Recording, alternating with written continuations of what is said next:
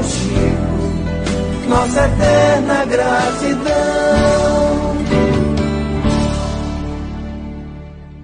Irmã, seja bem abençoada com suas palavras, e nós também, assim seja.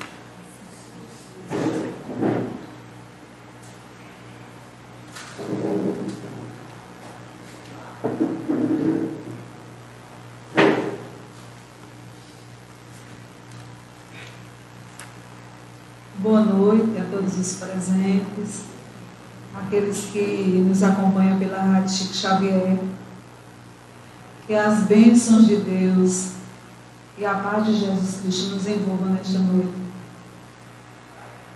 Hoje a nossa conversa, a gente falará um pouco sobre fé, sobre autoestima, sobre determinação. E o tema escolhido foi Floresça onde Deus te plantou. Nós abordaremos algumas histórias que nos levará a reflexões. O objetivo é que a gente possa se colocar nessas histórias e dela tirar algum proveito. Seja para a mudança de hábitos, seja para nos encorajar diante das dificuldades, ou para perceber certas joias que estão escondidas em nossas vidas e que a gente está de olhos fechados para elas. A primeira história que a gente vai falar foi tirada de um livro cujo tema é Floresça onde você está plantado. Esse livro é um livro fininho, pequeno, de um pastor norte-americano, falecido em 2015. O nome dele é Robert Schuller, que tem várias histórias. Dentre elas, ele conta a história de Ali Rafé, que é essa que a primeira historinha que a gente vai contar, que eu vou contar, para que nós possamos refletir juntos. Eu gostaria aqui de fazer um pequeno parêntese sobre esse pastor, que ele era pastor, escritor desse livro e de vários outros livros. Ele também era palestrante, que ele, ao ler um pouco sobre ele, me chamou a atenção, porque ele, embora pastor, ele despertava nas pessoas a possibilidade da fé no aspecto positivo. Ele não procurava o pecado nas pessoas. E ele dizia que, e ele justificava por quê? Porque ele dizia que Jesus Cristo conhecia as necessidades antes de pregar qualquer crença. Conhecia as necessidades dos seres humanos. Ele chegou a escrever que o pecado ficou muito conhecido porque ele escreveu em um dos seus livros, que ele dizia que o pecado é uma condição antes que seja uma ação. Ele incentivava, encorajava aos cristãos e aos não cristãos a conseguir grandes coisas através de Deus e de acreditar em seus sonhos. Então, nesse livrinho que ele escreveu, que tem várias histórias, que a gente vai se reportar, que é uma história de um cidadão chamado Ali Rafé. Essa história se passou na antiga Pérsia, onde hoje é o país Irã, conhecido por Irã. E Ali Rafé era um cidadão que tinha uma esposa, amava essa esposa e sentia-se amado, tinha filhos adoráveis, tinha uma fazenda.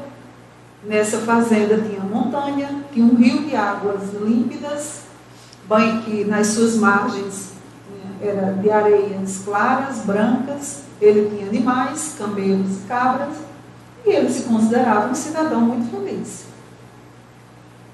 Até que um dia, eis que passa na sua fazenda um cidadão pedindo pouso, estava um viajou, pedindo para passar uma noite ali, tomar um banho, jantar, dormir, no outro dia seguir viagem. E Ali Rafé, muito hospitaleiro, recebeu aquele cidadão com muita alegria, oferecendo as hospitalidades da sua casa. E assim fez. Após o jantar, eles se puseram a conversar. E aquele cidadão, se intitulava como sacerdote, perguntou se ele era feliz. E Ali Rafé respondeu: sim, eu sou muito feliz. Por que é que você é feliz? Ele disse: eu tenho uma fazenda onde eu tenho animais, eu planto árvores, eu tenho uma família adorável, uma esposa que eu amo, filhos adoráveis, eu sou feliz, não desejo mais nada. E o sacerdote lhe pergunta: você conhece diamante? Diamante? Sim. Você tem algum diamante? Não, eu não sei o que é diamante. Diamante é uma pedra preciosa. Ninguém pode dizer, dizia o sacerdote, que é feliz sem possuir um diamante. É a joia, é a pedra mais preciosa e mais bela que pode existir. Dela emite luzes e reflexos deslumbrantes. E ali Rafael pergunta: onde é que eu posso encontrar essa pedra? Ele disse: encontra-se em qualquer lugar. Normalmente, ele está nas nascentes de rios de águas claras e que tem areias brancas. No outro dia, aquele sacerdote agradeceu a hospitalidade da casa e seguiu sua viagem. Só que ali Rafael ficou com uma pulga atrás da orelha. Até então, ele considerava-se uma pessoa muito feliz. E ele se pôs a pensar até que tomou uma decisão. Ele chamou a esposa e os filhos e disse que iria vender tudo o que tinha, ia vender a fazenda e ia sair à procura dessa tal felicidade que estava nessa pedra. Ia deixar a família aos cuidados de um vizinho e ia seguir viagem. E assim fez. Ali Rafael procurou em todos os cantos onde podia ir, onde tinha rio de águas límpidas e areias brancas, transparentes, ele procurava, até que chegou na costa da Espanha e percebeu que já haviam se passado 10 anos. E ele não havia encontrado a tal pedra preciosa. Ele se deu conta que nesses 10 anos ele estava pobre, havia gasto tudo, ele estava doente, 10 anos mais velhos, e o pior, que ele havia perdido o contato com sua família em busca dessa pedra preciosa. E ele não tinha mais como voltar. O desespero tomou conta dele e ele se jogou ao mar e morreu. Nesse meio tempo,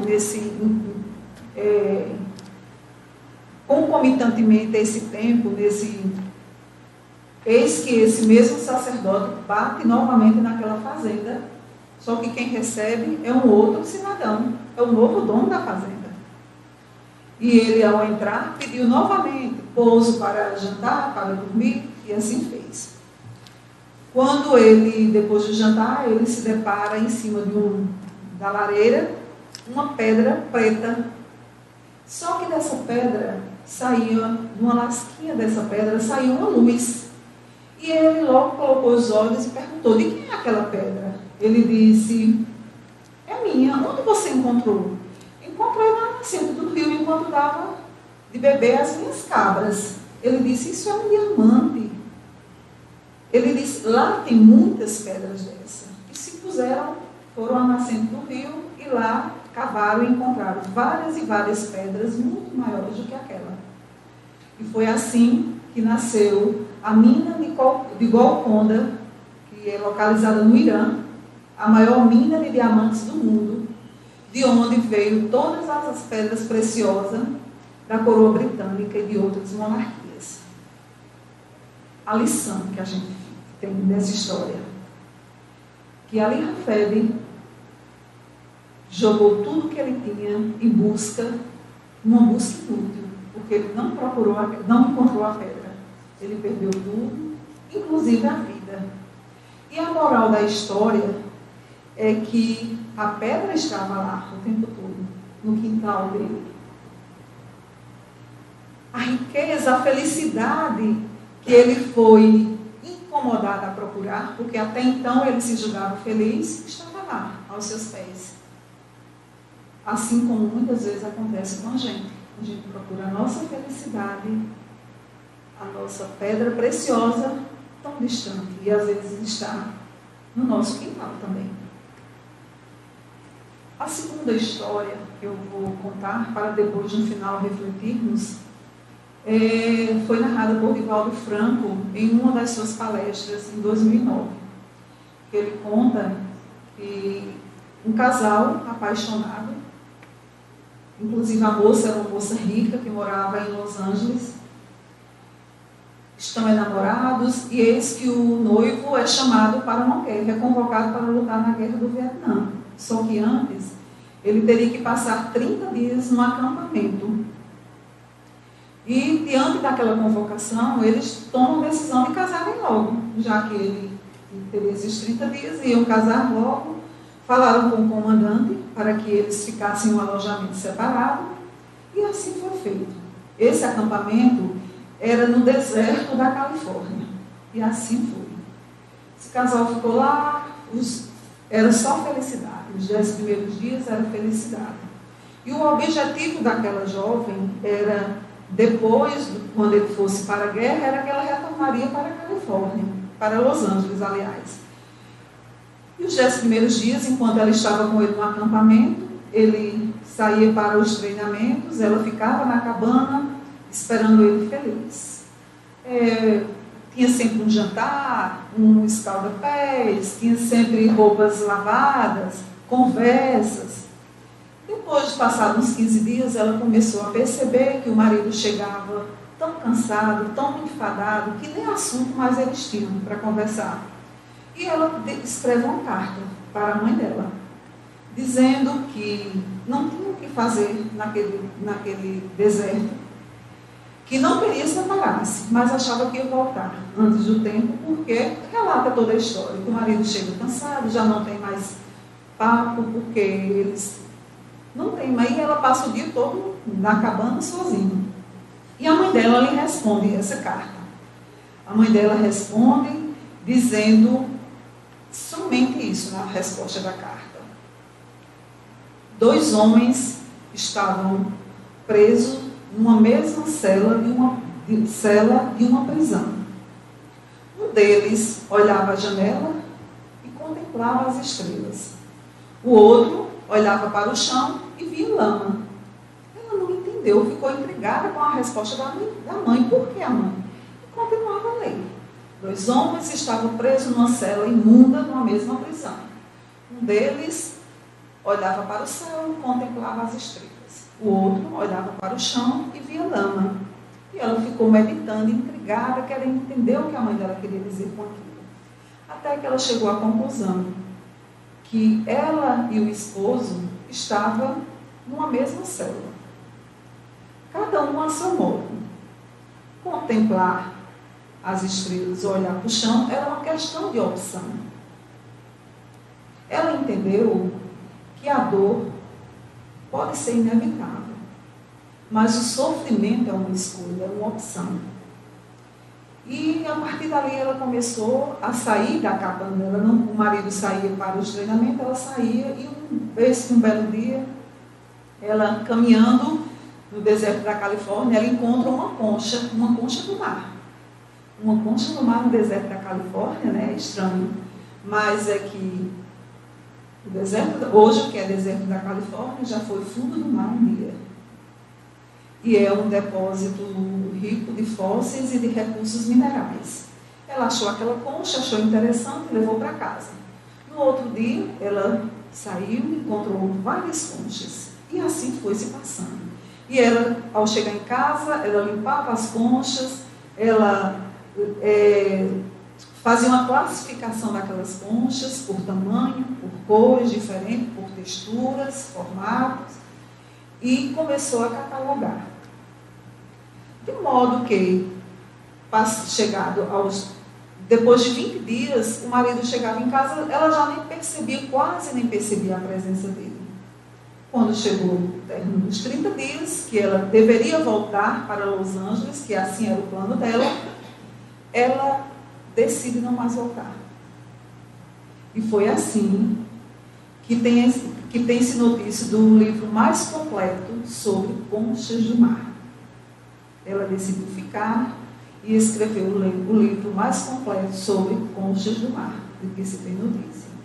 Depois de muito tempo é que ela decide retornar a Los Angeles, já rica de experiências, porque ela descobriu que o deserto da Califórnia era um mar de riqueza para ela, porque havia proporcionado essa experiência. E Isso só foi possível porque ela decidiu florescer onde Deus havia lhe plantado.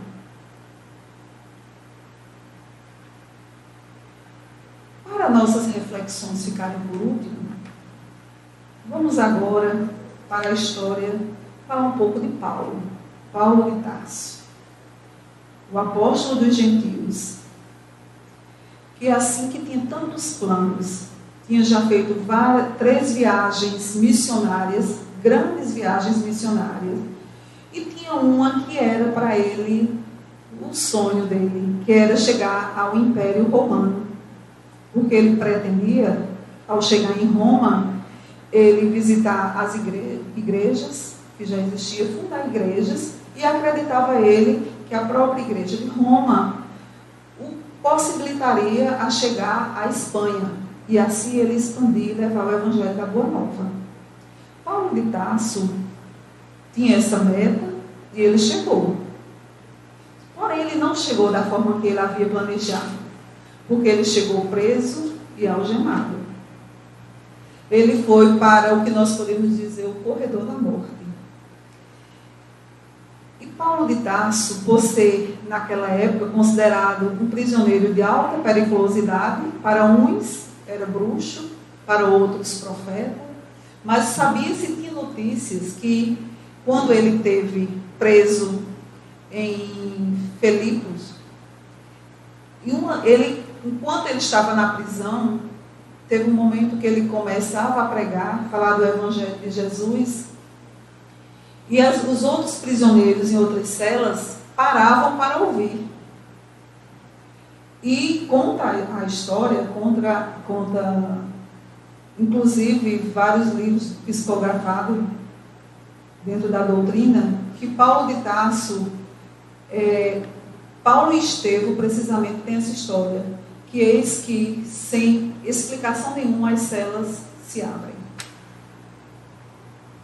E ele vai em todas as celas e diz àqueles homens que quem for culpado ou quem não for, não fujam, permaneçam ali. O carcereiro conta também que o carcereiro, inclusive, chegou a se converter. Então, creio eu que a divulgação desses fatos levavam ao próprio Império Romano perceber a alta periculosidade que Paulo para eles tinha. E assim, a guarda romana, a guarda pretoriana, que era aquela que fazia a guarda do palácio, né, que a casa de César, conhecida a casa de César, ficaram, os 16 mil soldados que existiam à época, ficaram para fazer a guarda, para ficar na espreita, garantindo a prisão daquele homem tão perigoso que era Paulo de Tarso. Conta-nos que os 16 mil soldados revezaram, em 3 turnos chegavam a ficar algemados com ele, que era para garantir que ele não fugiria, porque ninguém entendia como era que as celas se abriam sozinho. E desse modo, Paulo aproveitava para falar da época em que ele perseguia os cristãos, da sua mudança, transformação de perseguidor a perseguido. Paulo falava do que aconteceu naquela estrada de Damasco, da sua cegueira física, mas o despertar da sua visão espiritual. Paulo falava de Estevão, que, de uma certa forma, ele corroborou para o apedrejamento de Estevão, aquele que tanto falou tão bem do amor de Jesus Cristo, que falava desse homem amor, como diz Divaldo Franco, que é Jesus Cristo. Paulo falou, certamente, creio eu, de Abigail, a sua amada. Falou da beleza da Boa Nova, da sua conversão, do seu trabalho de levar o Evangelho de Jesus Cristo.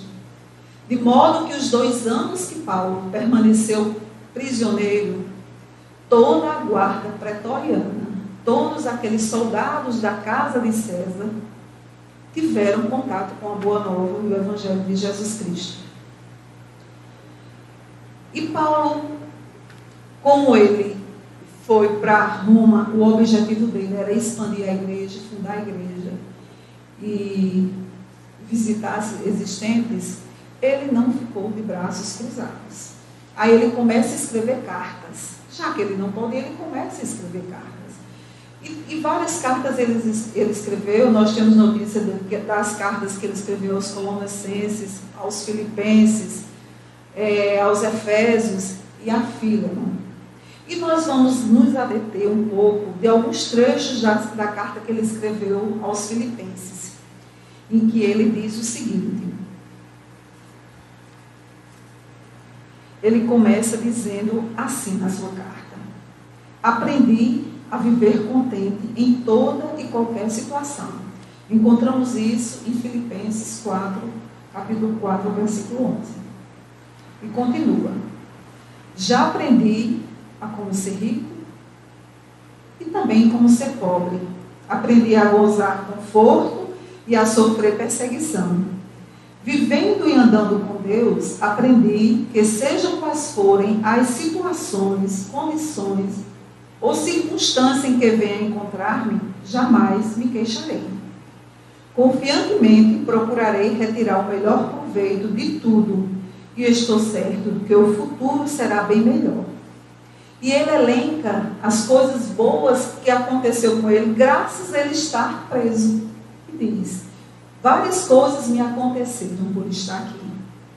Primeiro, as igrejas foram encorajadas e saíram a pregar.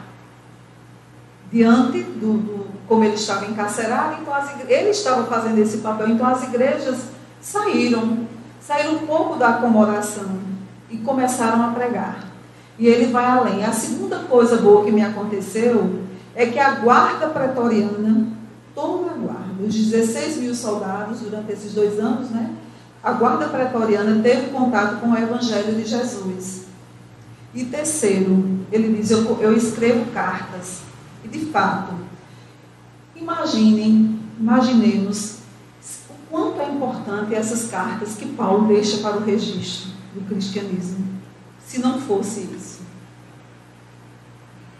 E ele diz mais: eu não sou prisioneiro de César, eu sou prisioneiro de Cristo e embaixador em cadeias. Embaixador, nós sabemos que é quem representa o país. Então, ele ali nas cadeias, ele realmente estava enquanto embaixador de Cristo. E termina a carta dizendo: todos os santos vos saúdam. Isso aos Filipenses, principalmente os da casa de César. E nós sabemos, quem assiste filmes da época do Império Romano, de Nero, a gente lembra de como é que eram os filmes, como são as imagens que são retratadas. São verdadeiras promiscuidades que aconteciam.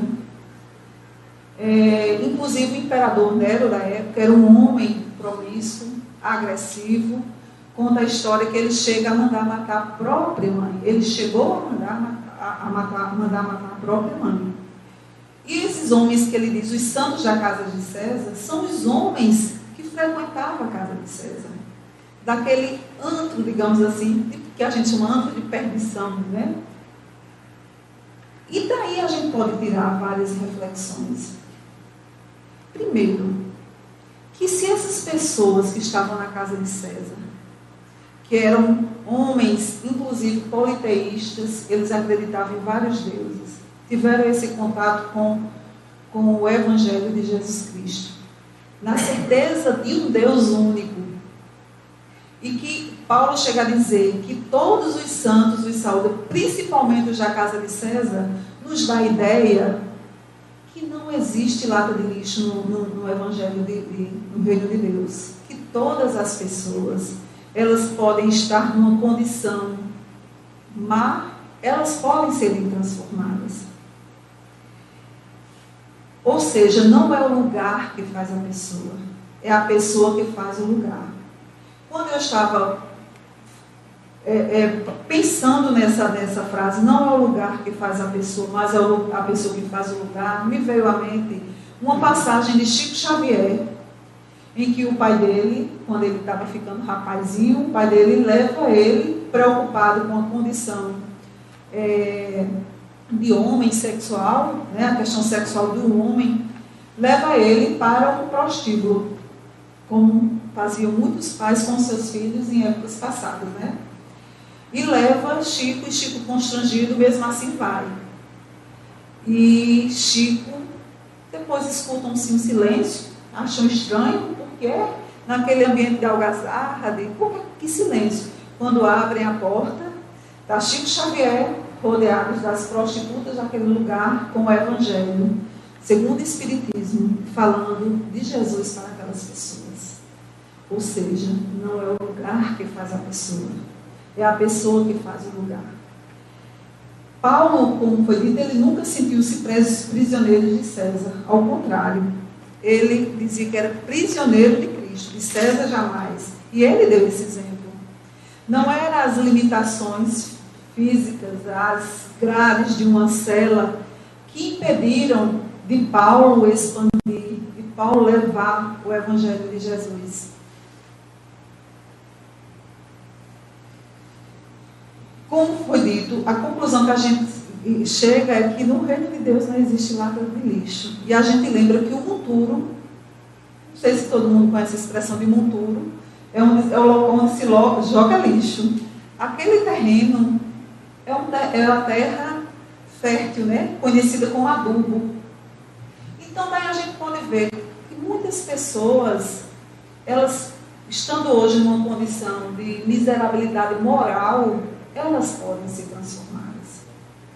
Elas podem se transformar naquele diamante que ali Rafael tanto procurou. Ali pode ser a pedra bruta, esperando apenas para ser lapidada. E sobre essas histórias, a gente chega à conclusão seguinte, que nós reclamamos tanto.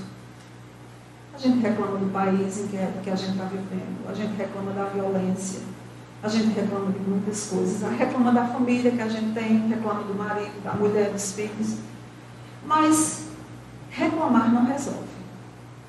A pergunta que fica é, o que é que nós estamos fazendo para modificar a situação da qual estamos reclamando? Porque a mudança não vem do céu. O movimento da felicidade e da paz é um movimento que começa de dentro para fora, não o contrário. Não esperemos que essa mudança que a gente tanto quer venha de fora. Sejamos nós a mudança que queremos no mundo, queremos dentro da nossa casa, sejamos nós, comecemos por nós.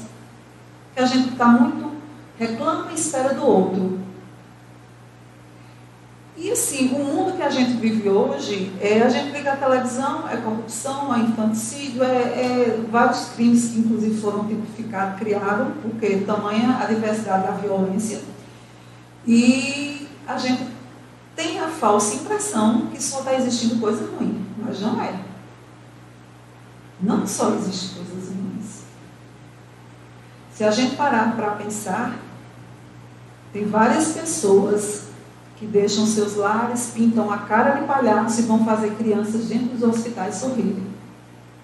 Tem pessoas que saem para distribuir enxovais para mães carentes, para levar nos hospitais, para levar a palavra de apoio, de conforto, levar a palavra de Jesus nos leitos dos hospitais. Tem pessoas que saem das suas casas de conforto para distribuir sopa, pão, cobertor. Tem pessoas que estão amparando animais abandonados, pessoas abandonadas. Só que isso, a mídia, o noticiário não traz para a gente, traz pontualmente, dando-nos a falsa ideia que a gente está remando contra a maré. E não é verdade. Nós não podemos nos desestimular e acreditar nisso, porque nós estamos já vivendo num mundo de regeneração. E a regeneração não é a parte física do mundo, são as pessoas que se regeneram a partir das suas atitudes, de mudanças de hábitos. Nós podemos ser a mudança que nós tanto queremos no mundo. Belchior tem uma frase em uma de suas músicas que ele diz assim: qualquer sofrimento passa, mas o ter sofrido não. Ou seja, a experiência do sofrimento. Então, todos nós sofremos. Por que não? O próprio Jesus disse, no mundo sofreis aflição. Não é assim? Então, nós sofremos. Só não podemos achar que aquela situação é impeditiva da gente voltar a sorrir, da gente poder florescer onde estamos plantados, mesmo que estejamos numa família difícil, estejamos desempregados, num emprego difícil, que a gente não gosta, a gente pode florescer. Porque dentro de nós, cada um de nós, eu imagino que aquela luz que o sacerdote viu dentro daquela pedra bruta, seja a centelha divina que cada um de nós temos dentro de nós. Nós somos pedras brutas. Precisamos ser lapidadas, e se lapidam com amor, com compreensão. Nós, ao mesmo tempo que somos pedras brutas, creio que também nós somos lapidadores, porque nós podemos lapidar quem está convivendo com a gente, em casa, no trabalho, no centro espírita, na rua.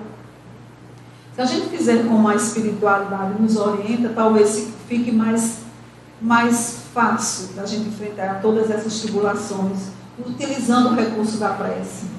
Mas antes, louvar, agradecer por tantas coisas que nós temos, o pão, enquanto tantos irmãos não têm, uma cama, um cobertor, uma casa. Louvar, agradecer e pedir primeiro para os outros, para depois pedirmos para a gente. Mas a gente faz o contrário. A gente lamenta, fala do nosso sofrimento, não faz nada para mudar. E quando a gente pede primeiro para a gente. Quando pede para os outros, é para o irmão da gente, para a mãe da gente, para o pai da gente, para o marido, para o nosso ciclo mais íntimo.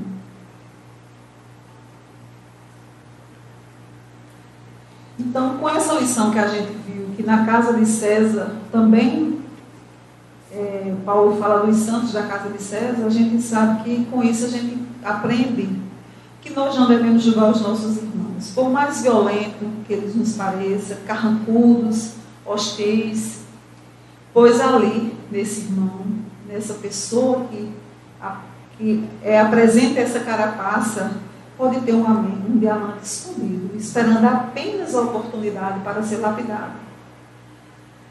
Veja que ali Rafael, por falta de vigilância, por ambição, ele deixou de florescer onde ele estava plantado, onde ele já se achava feliz. Ele dizia que já era um homem feliz, mas ele foi motivado pela ambição, ele queria mais, e ele perdeu tudo que ele tinha. Talvez o mais valioso que ele perdeu foi a família e a vida, né?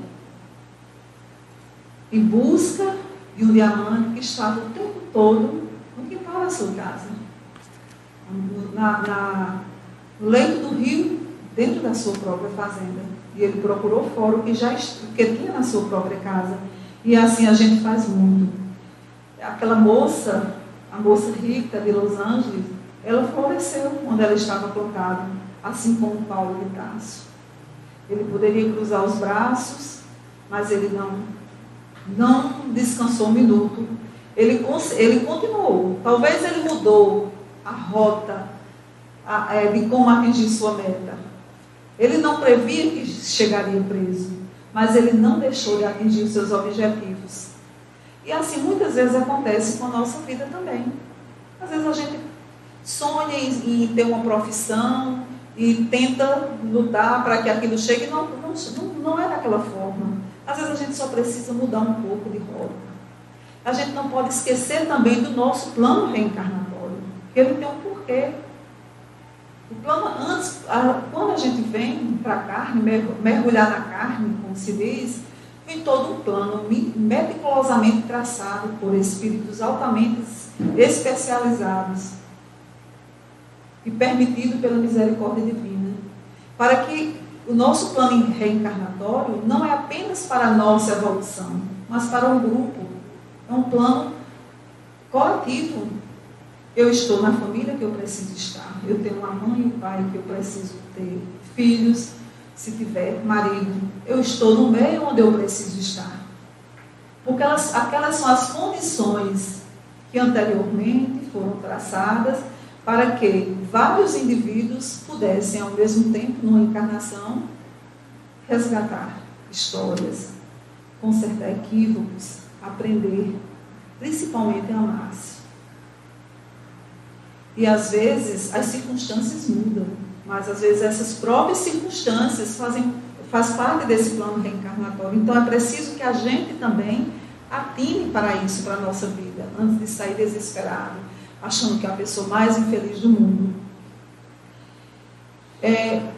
Stephen Hawking, que é um astrofísico britânico, ele, acho que talvez lembre, ele morreu o ano passado, em 2018, né? Ele era uma pessoa que ele só movimentava, ele tinha um cérebro perfeito funcionamento, ele tinha uma doença degenerativa, que ficou sem andar, depois aí sem falar, respirava apenas com aparelhos, fez traqueostomia, vivia numa cama. E ele escrevia, a bochecha dele, apenas a bochecha do lado direito é que movimentava e foi ligada a computadores para ele dar mecanismos de respostas. E mesmo assim, essa pessoa escreveu, ele desenvolveu várias teorias ao longo da sua vida, ele escreveu vários livros, ele influenciou pessoas, ele floresceu, mesmo nessas condições adversas. E uma das coisas que ele escreveu é que não importa quanto a vida possa ser ruim, sempre existe algo que você pode fazer e triunfar. Enquanto há vida, há esperança. E continuando ainda aqui sobre o que nós podemos tirar de reflexão, bem pertinho disso, que a gente pode tirar de reflexão e que podemos adaptar a nossa vida, ou a gente pode se ater a essas histórias, que a gente possa se encaixar em qualquer uma delas. A gente pode ser uma Ali Rafael, e quantas vezes nós já agimos assim, procurando tesouros fora, enquanto na nossa casa nós tínhamos tantos tesouros valiosos, apenas esperando para serem lapidados, muitos deles. Porque muitas vezes a preciosidade da joia, ela não pode ser visível. Ela está no interior, é a gema daquela pedra bruta e que precisa ser lapidada. E o processo de lapidação aprende quem está sendo lapidado e muito mais aquele que lapida. Então nós, por vezes, nós somos pedras preciosas, mas também nós podemos ser lapidadores. Lapidar as pessoas que muitas vezes desconhecem certas coisas, se a gente usar de tolerância, de amor, de perdão, de paciência, não é fácil. Por isso que a gente ainda está aqui, né? Não é fácil, mas a gente pode exercitar e desenvolver esses atributos todos.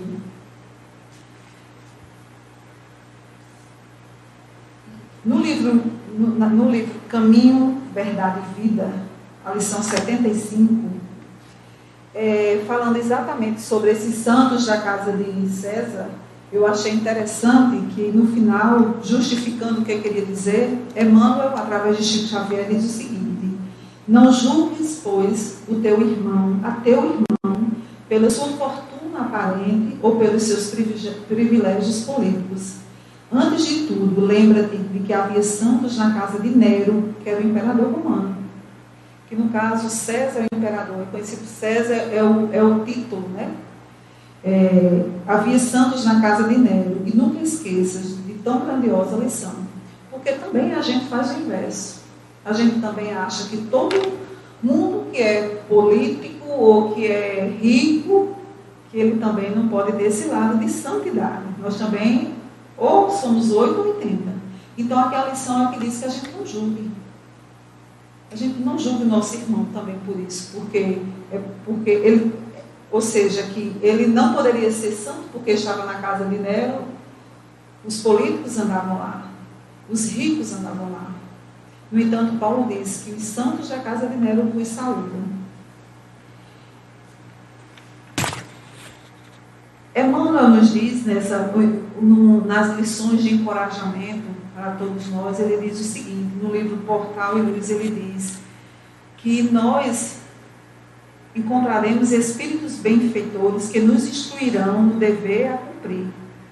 mas é imperioso que compreendamos que se esses espíritos nos oferecem o rumo, nos oferecem o rumo a nós, somente a nós, pertence à caminhada. Então não é o outro responsável pela nossa felicidade, somos nós responsáveis pela nossa felicidade. E não esqueçamos que nós podemos começar tarde, começar de novo, ter muitas dúvidas, tremer de medo talvez, falhar 1000 vezes e mesmo assim ainda podemos ter sucesso. É preciso que sigamos em frente, porque meta a gente busca, caminho a gente acha, desafio a gente enfrenta, vida a gente vive, saudade a gente mata e sonho a gente realiza. E para findar a nossa conversa de hoje, eu vou colocar aqui uma frase também desse astrofísico britânico Stephen Hawking, que ele disse o seguinte: lembre-se de